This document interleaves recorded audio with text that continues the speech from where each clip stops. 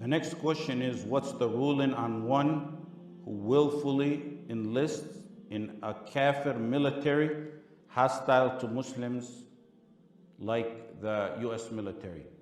The answer to that is بشر المنافقين بأن لهم عذابا أليما الذين يتخذون الكافرين أولياء من دون المؤمنين. Give the hypocrites the tiding of a painful torment that's awaiting them. Who are they? They're the ones who take the disbelievers as protectors, friends, and helpers over awliya, over the believers, and against the believers. Willfully volunteering to join militaries like the UK or the US is clear ridda. Ridda means it's kufr, means apostasy. It's volunteering to enlist in a military that's a kafir military. And that's all that needs to be said. I don't really need to say a word beyond that. A kafir military hostile to Muslims. Take a recent example. The women we spoke about in prisons and in camps, living with no rights, under torturous conditions. Who's really behind it? Who actually caused it? A military that's starting wars with Muslims every other day. Not just Muslims. But who wants the blood of someone he has no right to kill when he meets Allah subhanahu wa ta'ala, even if he's not Muslim? Their wars are not our wars. They massacred their brothers in faith. In the past and the present, Nagasaki and Hiroshima, 250,000 massacred in days with the consent of the UK.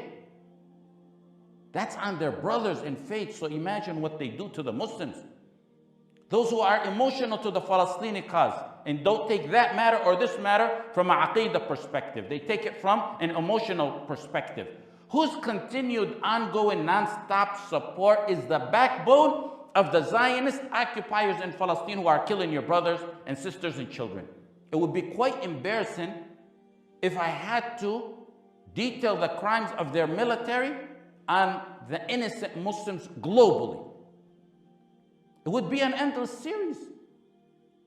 Their militaries are the most powerful, colonizing, conceited, arrogant, defiant terrorist organizations on the face of the earth today and possibly of all times. Their wrath is focused on Islam and Muslims, and it knows no bounds. If any Muslim merely thinks or considers enlisting, if that thought comes to their mind, to enlist in their ranks, they need to detoxify their beliefs and their hearts and minds with tawheed. Let me repeat it clearly for generations to come, inshallah. Those who willfully volunteer and enlist in such organizations fall into ridda. They're murtaddeen, meaning they're apostates. Apostates means they exited the folds of Islam. If you see them in their propaganda pictures performing salah in rows, or in videos calling adhan, or with the Quran in their hands, or hanging on the door of the Kaaba, they're murtaddeen. They're murtaddeen even while they're circumambulating the Kaaba and while kissing the black stone. Murtaddeen even while their women show off in scarves. Murtaddeen means apostates, and that entails their spouses must do fasq from them. Otherwise, they'll be with them in haram. Their Muslim relatives can inherit from them, and they can't inherit from their Muslim relatives. If they sacrifice, you can't eat from their sacrifice. If a Jew or Christian properly sacrifices, you can eat from theirs, but you can't eat from their sacrifices. You can marry a Jew or Christian, but you can't marry from them. If they die, their carcasses shouldn't be washed or shrouded by Muslims. Their carcasses shouldn't defile a pure masjid. Janazah on them is not permissible. Burying them among the Muslims is not permissible. Dua for them after they die is not permissible. Dua for them while they're alive is only to guide them or destroy them. Keep in mind the terms of the question. Willfully. The question is willfully volunteering to enlist. That's essential when coming to a hukm on this matter. If one is forced into the military, we would touch on this topic from a different angle. The ulama of earlier centuries spoke on the ruling if kuffar force Muslims to join the military or to harm Muslims. And I briefly touched upon that in the Tawheed classes. We know the reality. The US is not drafting Muslims into their military, at least not yet. The basis of kufr in this matter is not from one angle. It's not one foundation. It's multiple bases. This matter is not intertwined in kufr, it's entangled in kufr. And I'm not even going to get into the haram issues.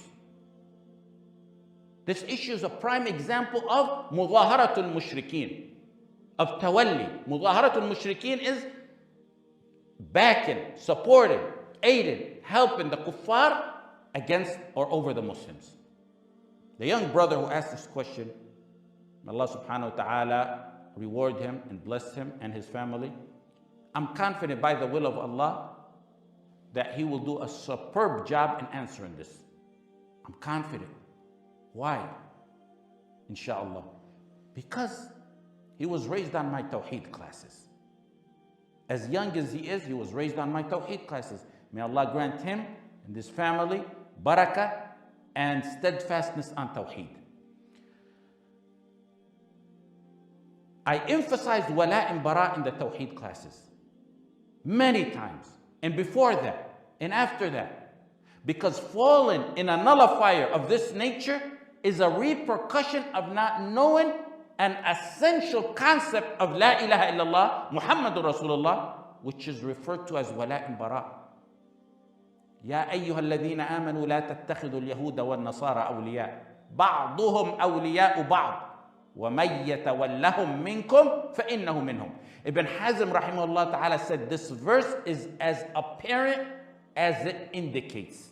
Meaning, one who gives wala to the kuffar is a kafir. He said no two Muslims can dispute this.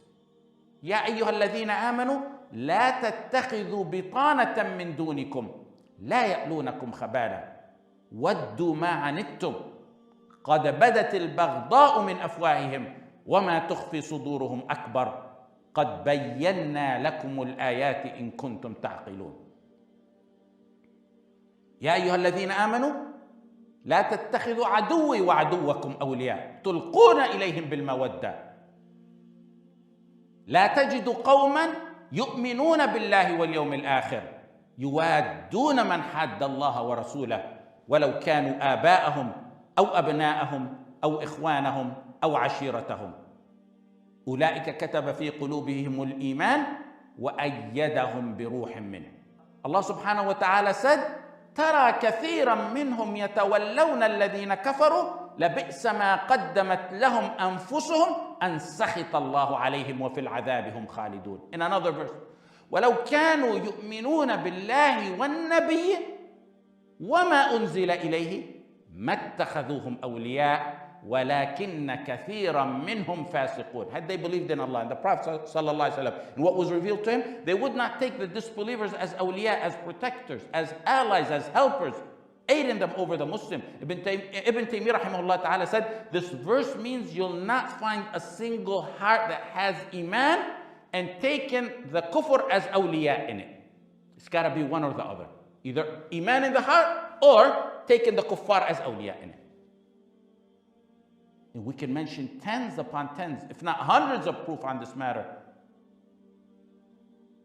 I mean, willfully volunteering and joining the military of the US and the UK. If that's not among the peak of mudahara of the mushrikeen, then what is? That's absolutely all that needs to be said about this matter. We should stop right here, and that's it.